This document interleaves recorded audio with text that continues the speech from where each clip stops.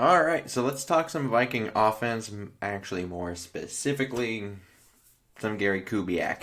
So, and more or less what he's actually averaged as either an offensive coordinator or a head coach. So, as both, he's had 23.8 points per game, 6 yards per play, averaged 29.6 rush attempts per game, 128.4 rushing yards, 4.3 a carry, and averaged 16.2 rushing touchdowns on the season. Passing attempt 33.8, 61.6%, 231.9, with an average of 23 touch to 15.6 interceptions. As a head coach, 23.8 goes down to 22.2 points per game, 5.5 yards per play, 27.6 rush attempts, 126.3, 4.1 per carry, 14.2 on the touchdowns, 31.8 pass attempts, 63.5% though, 240 yards flat, and 21.2 touchdowns to 16.1 interceptions. As a coordinator, he's actually averaged more points than at any point at 25.2, 6.4 yards per play as well, which is also the highest, 31.2 rush attempts, also the highest of averages. 140.8 rushing yards, also the highest of the averages so far, 4.5 yards per carry, and 17.8 rushing touchdowns, 33.0 passing attempts, but only 59.9%, although some of those years were kind of in the late 90s, so that might be grain of salt, potentially. And 225.2 passing yards with 24.5 touchdowns to 15.2 interceptions. Now, what they've actually done in 2020 is they have averaged 25 points per game, 6.5 yards per play, which is actually the highest on that, and points per game is actually the second highest. Rushing attempts, 24.3, 146.7 rushing yards on the ground, though, with 6 yards per carry. They've had 4 rushing touchdowns to this point in the season, but that puts them on pace to get just over 21 on the season. It was like 21.3, so round down there.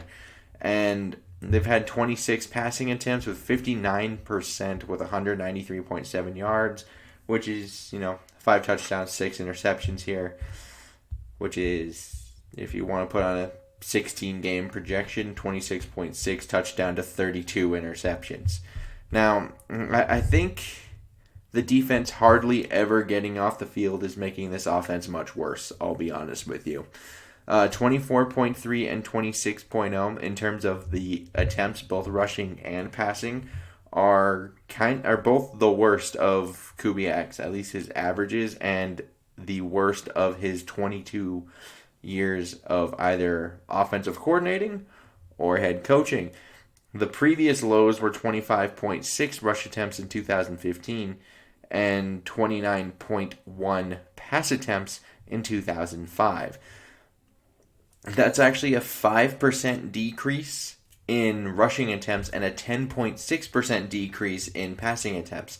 And that's a decrease from his previous career lows, which is really bad. So the offense, I'm getting kind of the feeling they feel like they have to score or else there's no chance they can win the game. I mean, and obviously you have to score, but I mean more, you have to score a touchdown on every single drive or else there is no chance to win the game at all, and that's kind of a problem because that's when you get into more mistakes, more turnovers, you get a little more reckless because you're wanting to make that big play. And even if you want to go by just percent increases and decreases, the only one where you're seeing a consistent percent decrease is in both passing percentage and yards in terms of those kinds of stats. The only other time you see a negative is in points per game, which was the offensive coordinator one, which is at minus 0.8% because we're going 25.2 to 25. Everything else is actually significantly up.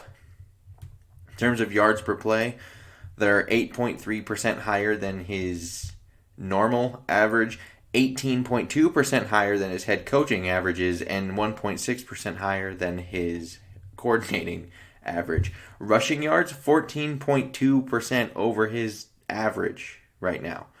And yards per carry, 39.5% over his total average. So they're just not making the efficient play, and I think that's because of how bad the defense has been. Because they're looking at this like they need to have the big plays and try to score, and it's less efficient because of that, and now we're seeing pressing. And I think this is probably more of a defensive problem than it is an offensive problem. Because the offense is only reacting to how bad the defense has been. Because currently they're allowing 34 points per game. That is 31st in the league to the Atlanta Falcons, who are allowing 36. That's not really the Zimmer defense MO. It's not used to that. And they're really only pressing due to the defense. And I know everyone wants to blame the offense. Like, it's Kirk's fault. Let's blame it all on Kirk. Let's go draft this other quarterback. And I don't think that's going to help at all. I don't think adding a quarterback is honestly the solution to this situation. I'll be honest. Because the biggest problems are missing pieces on the defense, which will eventually come back. Whether or not it's this year is to remain to be seen. A lot of them probably won't be. But offensively, the biggest problem I've actually seen is the interior line again. Mainly those two guard spots, which is why I'm like, at a certain point, we should probably try Ezra in there. And I would probably put him in just on the left side.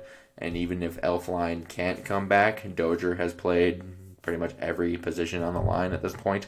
So having him come into right guard and putting Ezra in at left guard is something I would kind of anticipate seeing at some point due to the fact that Samia apparently is not ready at all. And that's another big problem of this offense.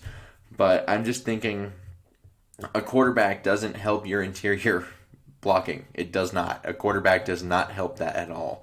And it's also the interior. That's the quickest route to the quarterback. So even if you have a new quarterback, that's not going to matter because you still can't block for the guy. He's still going to get pummeled back there. He still can't trust that line to hold up. And we kind of have 3/5 of okay. I think Bradbury's taken a pretty decent step forward. I don't think it's, it can still get better, but it's certainly not the 0.0 passing grades that we've seen from PFF last season. And I always kind of thought Reef was solid, and then O'Neal was also, he also looks like he's taken some form of steps forward as well. And it's just those other two are just abysmal, basically.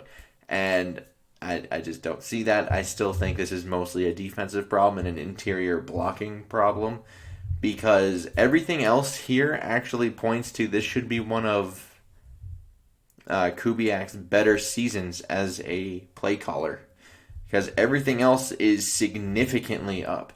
It's just the efficiency and the lack of actually being on the field, as you see per his attempts, are both his career lows at 24.3 and 26.0.